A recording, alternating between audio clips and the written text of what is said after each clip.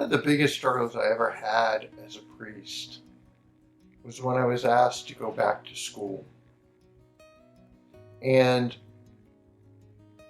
the reason it was a struggle was two things. My dad was really sick, and it would have meant leaving the state to go to where they wanted me to go to school, which was eventually down in Washington, D.C. And the other was, well, if I'm really honest, I don't like going to school. I loved the parish I was in. I'd only been there about 8 months when they asked me to leave. I really didn't want to go. And I remember I really struggled over this for about a week, 10 days to really discern what it was I was being called to do. And I knew what I wanted the answer to be. I wanted the answer to be stay at St. Joseph's in Medway and just go forward.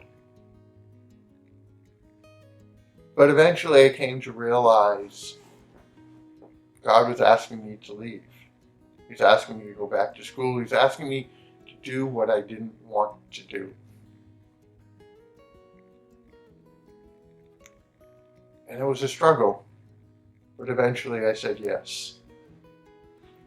And I did it really out of obedience. I knew that's what God wanted me to do.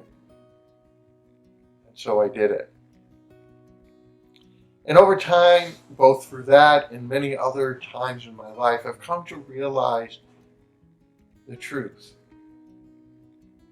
There's real freedom in obedience.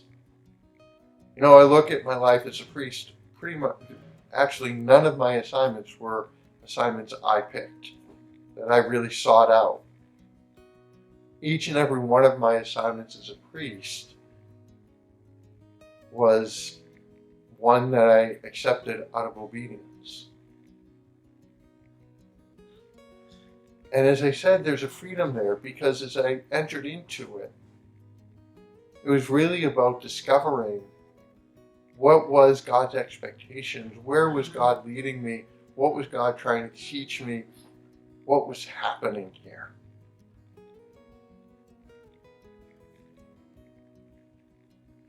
And every time that I've said yes to God in obedience, amazing opportunities have opened to me. There was somewhat of a carrying of a cross because I had to give up something I loved, a place, people that I loved, to move into that new opportunity, that new discovery of new people, of more about myself, of that challenge of this new place. How am I going to fit in? What am I going to do here? How do my gifts and talents sort of work in this new situation? The uncertainties of it all called me to do what? To become more dependent upon God, to understand my relationship with God ever more deeply. We live in a world that believes that each person needs to discern for themselves what it is they want out of life. And the problem with that is it really doesn't fit in with Christian values. The true Christian value, the true Christian virtue that each and every one of us needs to be developing is that of obedience. It's hard. But again, we think that's how Christ lived his life. He was obedient, even to death on a cross. The life of obedience is a life of humility, of dying to self, of emptying ourselves of our wants and desires. Seek only one thing, God's will. And it can be hard. It can be very hard and very challenging.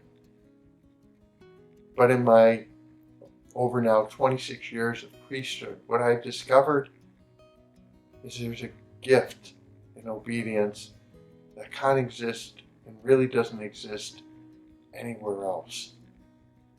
Because everything else really does become about ourselves, about what I want, about what I need, about what I think is important. Where obedience comes down to just that one question. What is your will for me? And when we're willing to do that, there's a freedom of being able to let go and let God, of let go and truly just to enter into the moment. We enter into the moment as a moment of discovery, not determined, of trying to discern and discover what is it that God wants me to take from this place. How is it God is trying to teach me in this moment?